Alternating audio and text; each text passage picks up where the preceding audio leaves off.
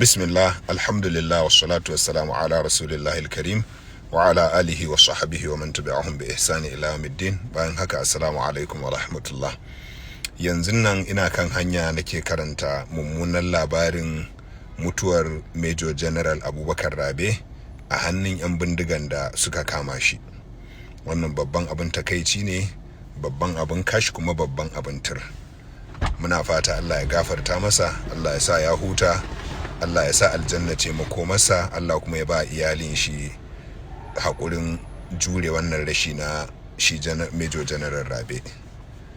Kuma ya kamata 'yan uwa su gane cewa ran general ɗin soja bai fi ran duk wani ɗan Najeriya da ake kashewa a ƙauyukan Zamfara da Katsina da Sokoto da Kebbi ko Borno da Yobe ko ɓangaren Kwara da Nasarawa da Niger wanda hare-hare suke ta ƙaruwa a yanzu ba. Ran general ɗin soja bai fi ran lebura, bai fi ran manomin da ake kashewa ba, amma kuma akwai babban darasi a wannan kisa duk da ran nashi bai fi na sauran al'umma ba. Babban darasin kuma shine cewa 'yan bindigan nan fa suna ga sun yi ƙarfi da ƙarfin gwiwar da za su iya tunkarar kowa su yi masa cin kashi, kuma suna ga sun yi ƙarfin da za su tsokani gwamnati yadda suka ga dama don suna ga kamar gwamnatin ta gaza wajen yi musu komai. A ce general ɗin soja, tsohon mai magana da yawun sojojin Najeriya baki ɗaya, shi ne 'yan bindiga za su kama suna masa bidiyo suna masa wulakanci tare da iyalin shi irin wanda muka gani a cikin makonnin nan da suka yi wa General Raban, kuma yanzu gashi nan sun yi dalilin mutuwarsa. Na ga gwamnatin Katsina ta ce hawan jini ne da kuma wato ciwon sigan shi ya tashi, amma dai mun san cewa waɗannan mutane su ne sila, su ne sababin mutuwarsa. Akwai abin da a doka ake kira batfo, tunda ai da ba su kama shi ba, da in wannan cutar tashi ta tashi ko zai sha magani ko zai tafi asibiti, kuma ko da kwanan shi ya ƙare ya rasu bayan an yi iya ƙoƙarin magani ne da zuwa asibiti. Amma da yake sun kama shi sun sa shi cikin baƙin ciki da ƙunci da wahala, sai kuma gashi cutar ta tashi kuma su ba su da maganin da za su masa. Kaga kenan a dokance su suka kashe shi, ba ciwon siga ko kuma magana ciwon wato hawan jini ba, tunda su ne suka yi silar tashin ciwon sigan da ciwon hawan jinin kuma ba su da maganin abin.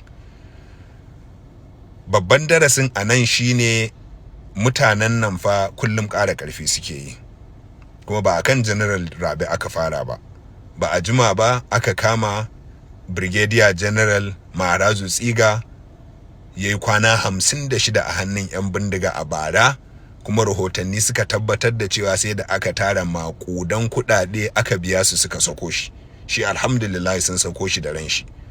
Amma 'yan bindigan da suka yi masa wannan abun ba mu ga an tashi an musu wani abu na musamman da yake nuna cewa sun taɓa general ɗin soja ba. Haka kuma kafin shi Major General Alkali, 'yan bindiga mugaye marasa imani suka tare shi a Jos, suka yi masa kisa na wulaƙanci, suka ɗau gawarsa kuma suka jefa ta a cikin rijiya. Daga ƙarshe kuma aka yi bincike har rijiyar da suka jefa gawar sai da aka kai mu aka nuna mana ga bidiyo ga hoto cewa sun ansa laifinsa har sun kai masu bincike rijiyar da suka jefa gawar shi, amma har yau ba a hukunta su ba. Yau tsawon shekaru nawa da kisan shi. Me ake goya wa 'yan bindigan nan shine za ku iya taɓa general ɗin soja, za ku iya kashe shi ba abin da zai same ku, za ku iya sanadiyan mutuwarsa ba abin da zai same ku, za ku iya karɓar kuɗin fansa ba abin da zai same ku. Kuma wallahi in aka ci gaba haka, to haka za su yi ta kama janarolin sojojin, haka za su yi ta kama manya-manyan tsofaffin 'yan sanda. In muka yi wasa za mu ga sun koma kan sarakuna, za su koma kan kwamishinoni, za su koma kan ministoci masu ci da waɗanda suka sauka. Duk wanda yake gani ma shi shafaffe ne da mai, wallahi sai abin nan ya cinye shi.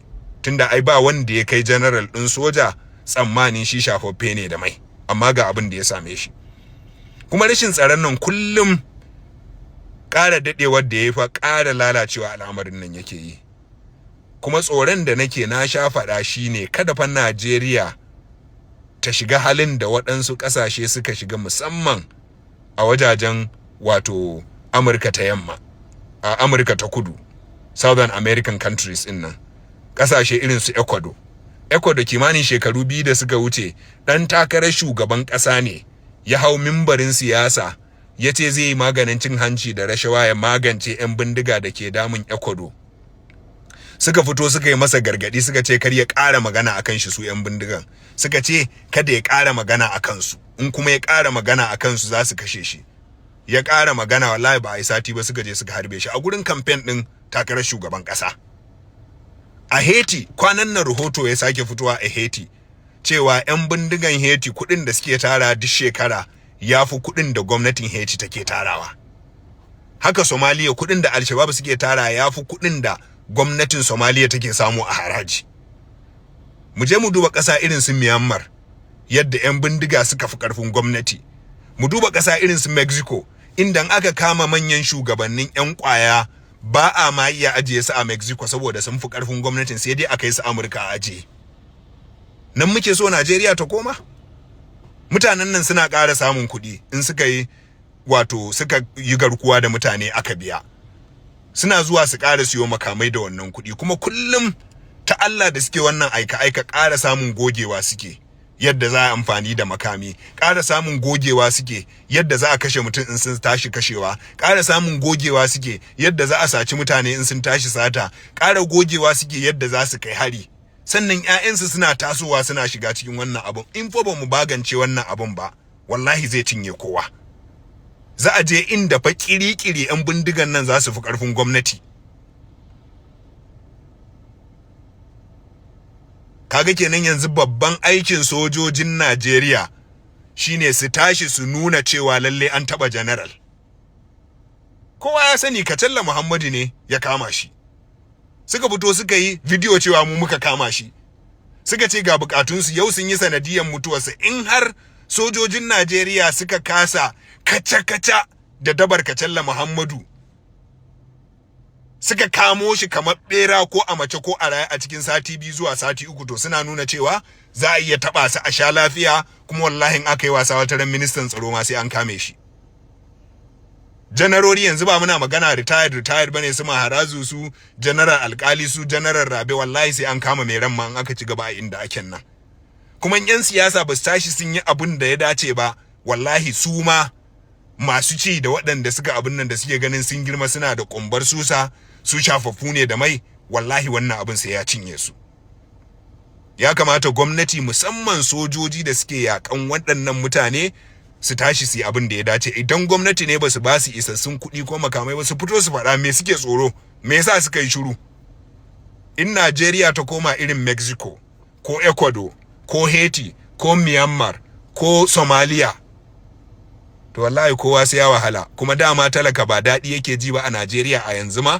Su masu kuɗin nan, masu kumbar susa da 'yan siyasa da manya-manyan sojoji da alƙalai da lauyoyi da wane su ne za su fi kowa shiga bala'i in ƙasar nan ta shiga ƙasar halin da wasu ƙasashe suke a ciki. Kuma hanyar da muka kama kenan in ba za a tashi a magance wannan matsalar ba.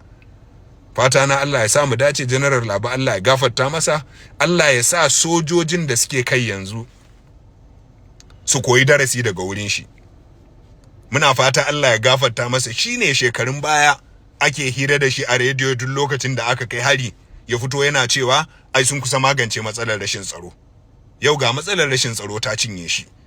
Ba ina faɗan haka bane dan mu ga laifin shi, a'a dan waɗanda suke kai yanzu, masu magana da yawun sojoji da masu kula da yadda ya kamata a yaƙi da 'yan bindiga, da masu kula da kudaden makaman da ake fitarwa, da masu kula da walwala da sojojin da walwala da albashin sojojin da suke ƙasa, wadda kullum suke kuka cewa ana cutar su, dan kankanin albashi da allowance din ma cinyewa ake ba a basu. Waɗannan mutane su ji tsoron Allah, su koyi darasi daga abin da ya faru da wannan janar din da janarorin baya, su gane cewa in fa ba su magance wannan abin ba, in bai ci su suna cikin office ba, in suka sauka daga office wannan abin zai iya cinye su.